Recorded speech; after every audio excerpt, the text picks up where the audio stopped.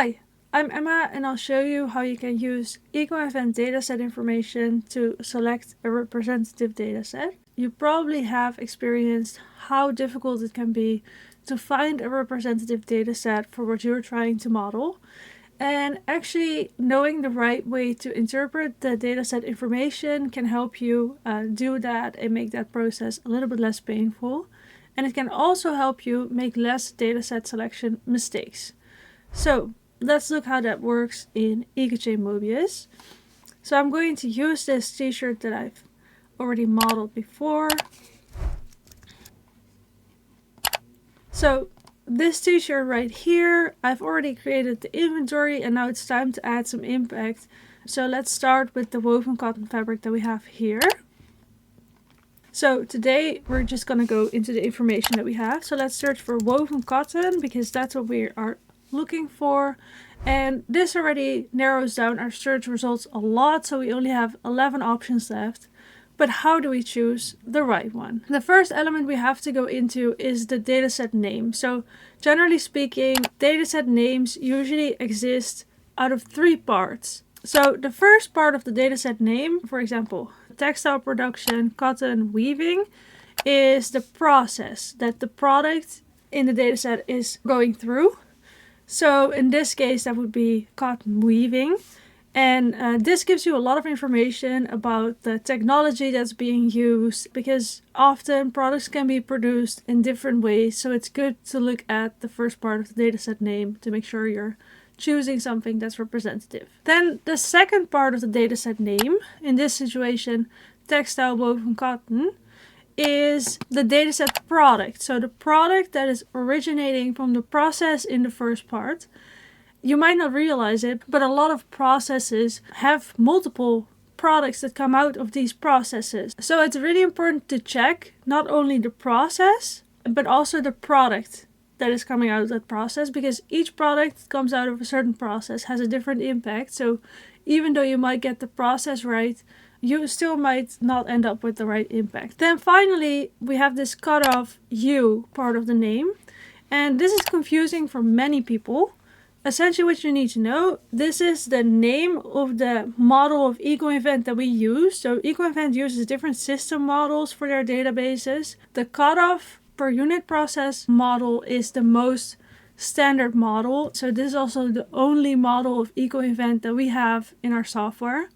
And that's where that comes from. Now, apart from the dataset name, which already tells you a lot, we also have these other properties or things that we show about our dataset. One is the geography. There's a few things you need to know about geography. So first off, you can find global datasets like this one, and that means it's very general dataset. So it's extrapolated to the entire world. Then on the other end, there are also datasets for specific countries. So in this case, for textiles, we have Bangladesh and we have like India. And of course, these can also be different countries. And actually, one country you might see a lot is Switzerland. And that is because Ecochain is a Swiss foundation. So they just simply have a little bit more data on Switzerland. Of course, they don't have a specific data set for every country in the world. So often they have one or a few specific countries, and then they have a rest of world data set. So in this case, you see here, this data set is the same as this one above, but the one above is representative for Bangladesh. And then this one is rest of world. So that means this data set is representative for the rest of the world except Bangladesh. So the rest of the world is except the specific country, that's what it covers. Okay, moving on from the geography, we also have properties here. So this would be the unit in which the data set is measured. And in this case, it's all mass because we're talking about textiles. But for different things, you might see different units. So also important to consider and compare with your own unit that you're modeling in. Then finally here we have the database version. So in this case, Ecochain 3.6. It's really important to be consistent in your database version for comparability and also to make sure your results are being calculated correctly. So in Mobius, this is already pre-selected when you set your workspace settings.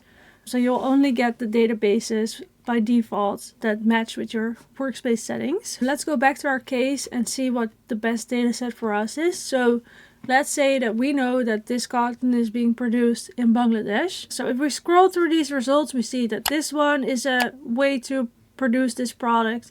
But then we also see airjet loom weaving, which is a different technology. And so we have to decide which one is more representative for our situation.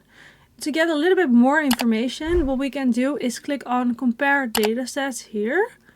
And now we can just compare our two different options. So in this case, let's compare these two options. And what we see now is some more information that we got from EcoInvent and put into Mobius. So you can see, for example, technology information. You can see for which year the dataset is representative. Some category stuff. And then probably the description is the most relevant information to make a decision on, because it just gives you the background of the data set and what was included and the story sometimes on what kind of data they found. So let's say in this case we think that this one is the most representative for our case, so we'll just click on add and select it. Now, one final note I'd like to make is it's very hard to find a data set that is exactly right for your situation. So I would say this is more about finding something that is reasonably representative rather than finding your perfect match. That's just something you'll have to do in LCA. So in this video, I've shown you how you can use dataset information to make the right decision for a dataset to use in your model. If you want to know more about selecting datasets, we have a lot of resources available. So we have a lot of Help Center articles. We also have online courses on our academy, and you can always reach out to support. And good luck making your own LCAs.